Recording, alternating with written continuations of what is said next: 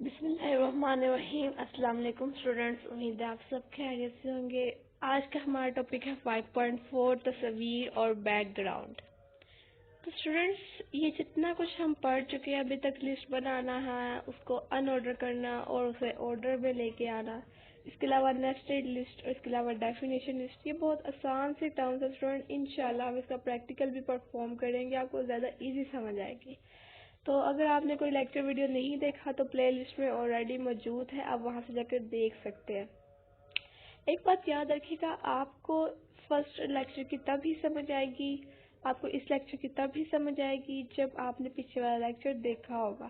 اب یہ ہوتا ہے کہ اس میں تصویر اور بیک گراؤنڈ ایڈ کرنا ہے۔ ویب پیج میں تصویر کو ٹیگ کرنے کے لیے یہ استعمال ہوتا ہے امیج، IMG، امیج۔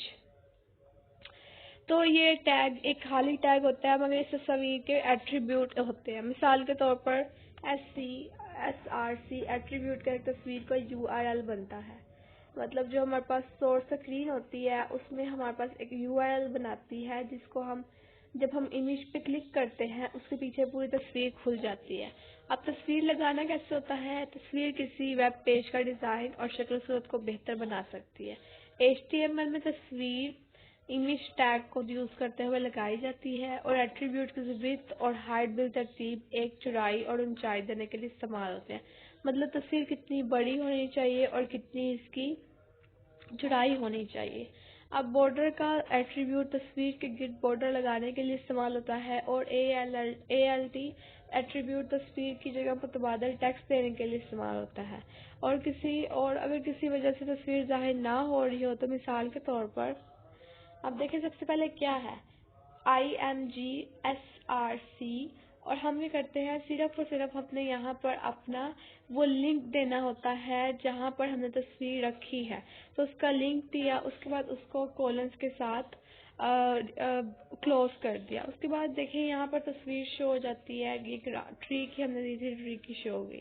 اب ویب پیج پر بیک گراؤنڈ اور فور گراؤنڈ کلر لگانا۔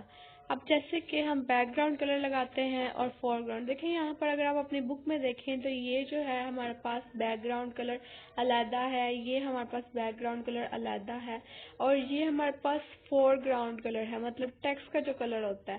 تو ٹیگ باڈی کو attribute BG colour web page کی بیک گراؤنڈ کا مختلف رنگ دینے کے لیے استعمال ہوتا ہے، اور اس طرح ٹیگ باڈی کا ایک ایٹریبیوٹ ٹیکسٹ کو مختلف رنگ دینے کے لیے استعمال ہوتا ہے۔ یہ ایٹریبیوٹ اب HTML5 میں نہیں آتے۔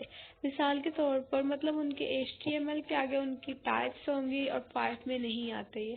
تو body BG colour is equal to, یہ کلر کا ہم نے جس کو بھی ٹیکسٹ کو کلر دینا ہے وہ ہم نے لکھا، بیک گراؤنڈ کلر کا نام دیا، اور پھر text is equal to red. دیکھیں ہمارے پاس کیا ہوا کہ جو ہمارے پاس بیک گراؤنڈ کلر وہ بلو ہو گیا ہے، اور اس کے ساتھ ساتھ جو ہمارے پاس ٹیکسٹ کا کلر تھا وہ ریڈ ہو گیا۔ تو اب اس میں کیا ہوتا ہے H1 از ہیلو ورلڈ، اور پھر H1 کو کلوز کیا، ہم نے ہیڈنگ 1 بنائی اور پھر باڈی کو کلوز کیا۔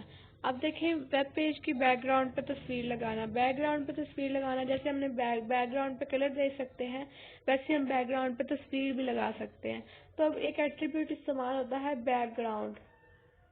بیک گراؤنڈ میں کیا ہوتا ہے کہ باڈی اور پھر بیک گراؤنڈ لکھتے ہیں equal to my image dot JPG۔ دیکھیں آپ نے صرف اور صرف اس کا لنک دینا ہوتا ہے اور پیچھے سے ساری بیک گراؤنڈ کی تصویر لگ جاتی ہے۔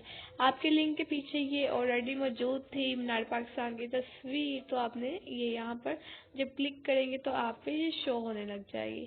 نیکسٹ آتا ہے کہ ہمارے پاس ہائپر لنک کیا ہوتا ہے، انشاءاللہ اس کو ڈسکس کریں گے نیکسٹ ویڈیو لیکچر میں۔